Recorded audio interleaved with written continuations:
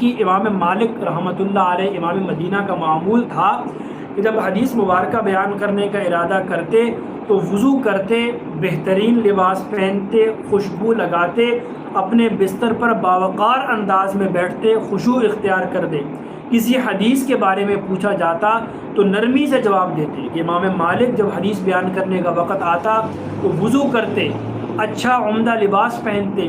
خوشبو لگاتے، باوقار انداز میں بیٹھتے۔ جب حدیث مبارکہ کا پوچھا جاتا تو بڑے ہی دھیمے لہجے میں، بڑے اچھے انداز میں بتلاتے۔ تو فرمایا کہ آپ اتنا اہتمام کیوں کرتے ہیں؟ تو فرمایا کہ نبی صلی اللہ علیہ وسلم کی یہ حدیث ہے، میں اسے تعظیم دیتا ہوں،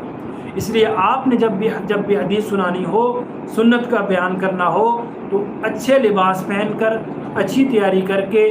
وضو کر کے بیٹھیں، بے ادب ہو کر یا ایسے ہی بیٹھے ہوئے ہیں جی سنائی جا رہے ہیں لوگوں کو، ہرگز وہاں پر ہنسی مذاق چل رہی ہے، ایسی جگہ پر ذکر بھی نہ کریں کہ جو حدیث مبارکہ کے لیے بہتر نہ ہو، کہ وہاں پر ہنسی مذاق چل رہی ہو آپ وہاں پر ذکر کریں، بے ادبی ہوتی ہے۔